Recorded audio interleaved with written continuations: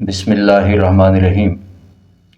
مثبت سوچ، positive thinking ایک ایسی صلاحیت ہے جو مایوسی، بے سکونی اور پریشانیوں کو ختم کر کے امید، سکون اور کامیابی کی طرف لے جاتی ہے۔ لیکن مثبت سوچ کیسے پیدا ہوگی؟ مثبت سوچ پیدا کرنے کے لیے چند طریقے عرض کر رہا ہوں، آپ ان کو آزمائیے، تجربہ کیجیے، یقیناً منفی سوچ مثبت سوچ میں بدل جائے گی۔ سب سے پہلا طریقہ تو یہ اختیار کیجیے کہ اللہ پر توکل اور بھروسہ۔ مومن کا شیوہ یہی ہے کہ وہ تمام تر معاملات میں اللہ پر توکل اور بھروسہ کرے۔ مطلب کہ میں اور آپ اس بات کا یقین رکھیں کہ جو کچھ بھی میری اور آپ کی زندگی میں ہو رہا ہے اللہ تعالیٰ کی حکمت سے ہو رہا ہے۔ جب یہ خیال اور یہ سوچ مضبوط ہوگی تو پھر ہم شکوے، شکایتیں اور نیگیٹو سوچ سے محفوظ ہو جائیں گے، بچ جائیں گے اور مثبت سوچ پیدا ہوگی۔ تو سب سے پہلے اللہ پر توکل اور بھروسہ، اس کو مضبوط کیجیے۔ دوسرا طریقہ یہ ہے کہ دعا کا اہتمام کیجیے۔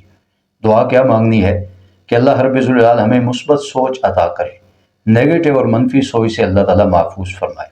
اللہم الہمنی رشدی، اے اللہ مجھے بھلائی کی باتیں الہام کر، واقعنی شر نفسی، اور مولا مجھے اپنے نفس کے شر سے بچا۔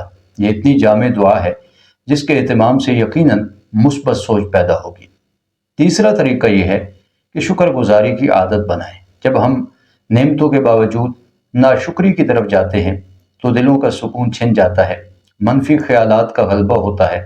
ہم دن بھر میں اللہ تعالیٰ کی جو بڑی بڑی نعمتیں ہیں ان کو یاد کر کے ان پر شکر گزاری کی عادت بنائیں تو یقیناً سوچ میں تبدیلی آئے گی۔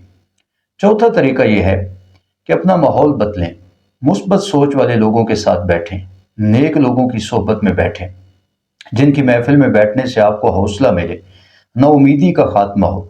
اگر آپ اپنی سوچ کو مثبت کرنا چاہتے ہیں تو ایسے دوست احباب کو چھوڑ دیں جو ہر وقت نا امیدی کی باتیں کرتے ہیں، جو بے بسی کی باتیں کرتے ہیں، جو ہر وقت حوصلہ شکنی ہی کرتے رہتے ہیں۔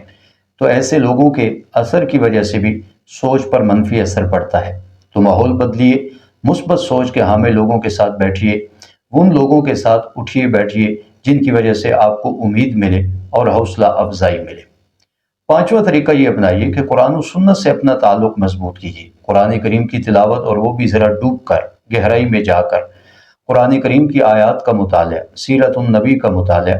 یہ قرآن کریم کا مطالعہ اور سیرت نبوی کا مطالعہ یہ سوچ پر پورا پورا اثر انداز ہوتا ہے۔ منفی خیالات جاتے رہتے ہیں اور ایک مثبت سوچ ملتی ہے، امیدیں ملتی ہیں، اور اسی طریقے سے حوصلہ آدمی کو اس مطالعے سے ضرور بضرور حاصل ہوگا۔ خاص کر آپ ان آیات کی تلاوت اور ان کی گہرائی میں جائیں جن سے امید ملتی ہے، جیسے سورہ انشراح کی آیت ہے ان مع العسر یسرا، کہ ایک تنگی کے بعد کئی آسانیاں ہیں۔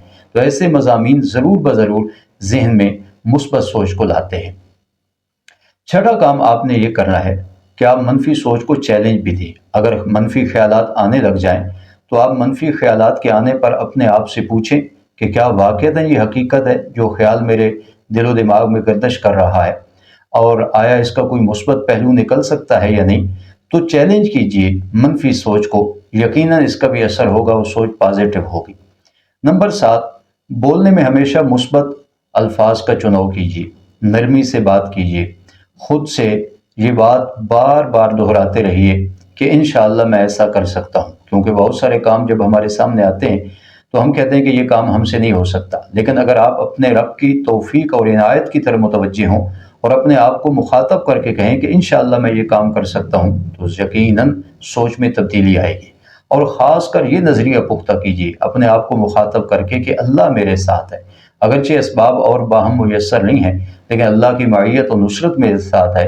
اس سوچ کا نتیجہ لازمی طور پر یہ ہوگا کہ ہماری سوچ میں تبدیلی آئے گی۔ ایک کام یہ بھی کیجیے کہ خدمت خلق کیجیے اور خیر کے کاموں کا اجرا کیجیے، دوسروں کی آپ مدد کریں، دل میں سکون اور خوشی پیدا ہوگی۔ کسی غمزدہ آدمی کا درد بانٹ لیں۔ یہ تجربے میں چیز لائیے گا آپ کہ اگر یہ ہماری ایکٹیویٹیز ہوں گی تو یقیناً سوچ پر مثبت اثر پڑے گا۔ یہ کام بھی کرنا ہے کہ اپنی زندگی کو بامقصد بنائیں، یہ نامہ پوائنٹ ہے۔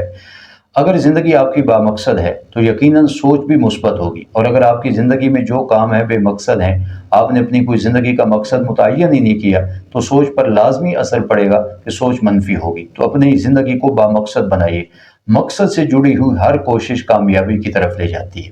اور 10واں کام یہ کیجئے کہ مثبت سوچ کے بارے میں یہ یقین بنائیے کہ یہ ایمان کی طاقت ہے۔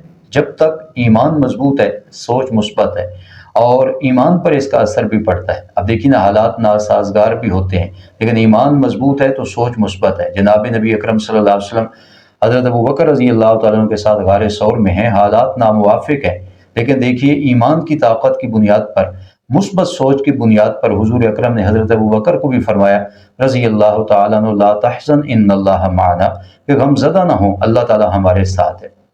تو یہ 10 کام ایسے آپ کے سامنے عرض کر دی ہیں، میں بھی اپنے آپ کو ان کا مکلف بناؤں، آپ بھی اپنے اوپر یہ پابندی لاگو کریں کہ یہ 10 کام کریں، اور پھر دیکھیں کہ سوچ میں کیسے تبدیلی آتی ہے۔ تو مثبت سوچ یہ بہت زیادہ ضروری ہے۔